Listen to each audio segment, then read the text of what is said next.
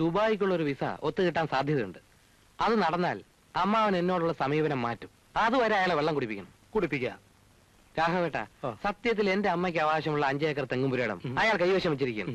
അതും അതിന്റെ പലിശയും കിട്ടാതെ എന്റെ ഈ ജീവിതം കൊണ്ട് ഒരു പ്രയോജനവും ഇല്ല.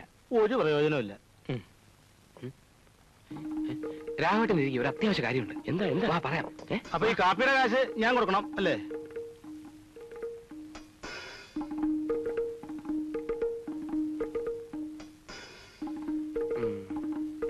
ഇല്ലേ, ഞാൻ നേരെ അങ്ങോട്ടേ ഇല്ല. നിങ്ങൾ രണ്ടാളും അവരെ കാര്യങ്ങൾ പറഞ്ഞ് ബോധ്യപ്പെടുത്തും.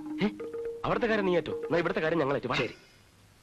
ഒരാളെ അന്വേഷിച്ചു പോയിട്ട് അയാളെയും കാണാനില്ല. ഇതിപ്പോ ആരോട് ചോദിച്ചാലേ വഴി മനസ്സിലാവുക. അതിപ്പോ തങ്കപ്പൻ നായരുടെ വീട്ടിലേക്കുള്ള വഴി അവനറിയാം, പറഞ്ഞു കൊടുക്കട്ടെ. നമസ്കാരം. ഇവിടെ നേരെ പോയി കഴിഞ്ഞാൽ വലത്തോട്ടൊരു വഴി കാണും, അതിലേ പോകരുത്. ഇടത്തോട്ട് പോകുമ്പം ഒരു 2 ഫർലോങ് പോകുമ്പം വീണ്ടും വലത്തോട്ടൊരു വഴി കാണും, അതിലെ 3ാമത്തെ വീടാണ് തങ്കപ്പൻ നായരുടെ വീട്. താങ്ക്സ്. ശരി. പാവം എങ്ങനെ കഴിഞ്ഞിരുന്ന ആളാ, ഇപ്പൊ സ്വത്തെല്ലാം ജപ്തി ചെയ്യാൻ പോവാണത്രേ. ആളുടെ കാര്യമാണ് നിങ്ങൾ പറയുന്നത്? നീ എന്തിനാ വെറുതെ ജപ്തിയുടെ കാര്യമൊക്കെ ഇവരോട് പറയുന്നത്? ഇവരൊന്നും അറിഞ്ഞിട്ടില്ല സ്ഥിതിക്ക് ഇഷ്ടം പോലെ ആയിക്കോട്ടെ, അത് അവരുടെ കാര്യം. ഒന്ന് ചോദിച്ചോട്ടെ, അല്ല തങ്കപ്പൻ നായരെ പറ്റി ആണെങ്കിൽ അറിയാൻ ഞങ്ങൾക്ക് താല്പര്യമുണ്ട്. മകളെ പെണ്ണ് കാണാൻ പോവാണേ, ചെറുക്കൻ ഗൾഫിലാ. ദാരിദ്ര്യവാസികളുടെ ഇടത്തിന് ചാണ്ട കാര്യം ഇവനില്ല. നിങ്ങൾ പറഞ്ഞില്ലെങ്കിലും ഞങ്ങൾ അറിയും. എന്തോ നിങ്ങളുടെ മുഖത്ത് നോക്കി കള്ളം പറയാനും തോന്നില്ല. ഒരു പെൺകുട്ടിയുടെ ഭാവിയുടെ പ്രശ്നമാണേ. തങ്കപ്പൻ നായർ എന്നെ എല്ലാ സത്യവും നിങ്ങളോട് പറയും. ഒരു കാര്യം ചെയ്താൽ മതി. എന്ത് ചെയ്യണം? നിങ്ങൾ കല്യാണ പാർട്ടീസ് ആണെന്ന് പറയണ്ട. വെറുതെ സ്വത്തുവരെ അന്വേഷിക്കാൻ വന്നവരാണെന്ന് പറഞ്ഞ് സ്വയം പരിചയപ്പെടുത്തുകയാണെങ്കിൽ എല്ലാ കാര്യവും തങ്കപ്പൻ നായർ എന്നെ തുറന്നു പറയും. ഓഹോ, പോകാം. ശരി. അങ്ങനെ താങ്ക്സ്. ഇന്നത്തെ സ്ഥിതിക്ക് 1 ലക്ഷം രൂപയെങ്കിലും അമ്മാവൻ ഉടൻ കെട്ടേണ്ടി വരും. ഈ ഇൻകം ടാക്സുകാർ കണ്ണു വെച്ചാ പിന്നെ പോക്ക. ചതിച്ചല്ലോടാ അച്യുതാ. ഈ കരിഞ്ചന്തക്കാരെയും പൂഴ്ചവെപ്പുകാരെയും ഒന്നും അവന്മാര് പിടിക്കില്ല. പാവപ്പെട്ട കൃഷിക്കാരന്റെ മെക്കെട്ട് കയറിക്കോളൂ. പാവപ്പെട്ട കർഷകനല്ലല്ലോ അമ്മാവൻ. കള്ളപ്പണം ഒത്തിരി ഉണ്ടെന്ന് അവന്മാർ വിചാരിച്ചു വെച്ചിരിക്കുന്നു. ഞാൻ പറഞ്ഞില്ലേ അമ്മാവ, ഒറ്റ വഴിയേ ഉള്ളൂ.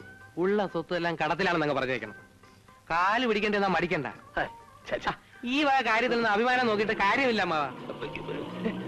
അവർ വരുന്നു. അമ്മ ഒരു കാര്യം ചെയ്യണം, ആ മോതിരവും മാലയൊക്കെ ഓരി തന്നാട്ടെ.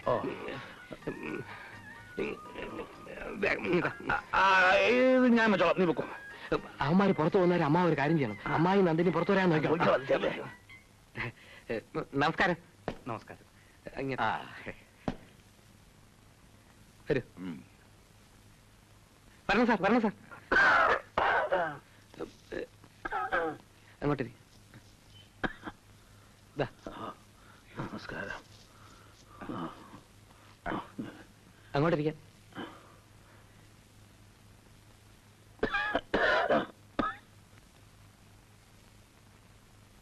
മിസ്റ്റർ തങ്കപ്പൻ നായരല്ലേ? അതെ. എന്താണാവോ വിശേഷിച്ച്? വിശേഷിച്ചൊന്നുമില്ല, പോകുന്ന വഴിക്കൊന്ന് കയറിന്ന് മാത്രം. ഇൻകം ടാക്സ് ഇങ്ങനെ പറയൂ. ഇപ്പോഴത്തെ കാലത്ത് ഇതുപോലൊരു കെട്ടിടം പണിയാൻ ഒരു 3-4 ലക്ഷം രൂപയെങ്കിലും വേണ്ടി വരും, ഇല്ലേ? മുത്തശ്ശന്റെ കാലത്ത് പണിതാ. ഇതാ ഇപ്പൊ ഒരു ശാപമായത്. ഇതൊന്ന് വൃത്തിയായിട്ട് തൂത്തു തുടയ്ക്കാൻ ഒരാളെ വെക്കാൻ പോലും ഇന്ന് ശേഷിയില്ല. അയ്യോ, അതെന്ത് പറ്റി?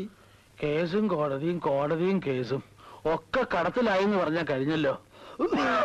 പിന്നെ വിട്ടുമാറാത്ത ഈ ചുമയും. പറമ്പിലൊക്കെ ധാരാളം കൃഷിയുണ്ടല്ലോ. ഉണ്ട്, പക്ഷെ ഒക്കെ കാണാനേ എനിക്ക് വിധിയുള്ളൂ. പറമ്പ് മുഴുവൻ പാട്ടത്തിന് കൊടുത്തിരിക്കുക. കുട്ടികളെ ഒന്നേ ഉള്ളൂ, മകളാ. അവളുടെ ചികിത്സയ്ക്ക് തന്നെ വേണം മാസാമാസം നല്ലൊരു തുക. കുട്ടിക്ക് എന്താ അസുഖം?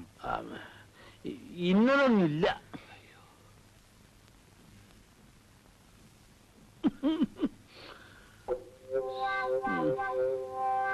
എന്നാ പിന്നെ ആരോഗ്യമൊന്നുമില്ല. എന്നാ ഞങ്ങൾ ഇറങ്ങട്ടെ. സന്തോഷം. അല്ല, മറിയിക്ക്. കുടിക്കാൻ പോയി തൊലയിട്ടില്ല.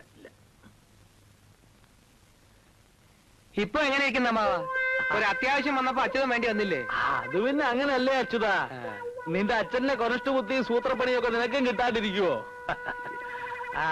നീ അപ്പുറത്ത് ചെന്ന് കാപ്പിയും പലഹാരവും എല്ലാം കഴിച്ചിട്ട് പോയാ മതി. ചെല്ല്. ഓ ഓ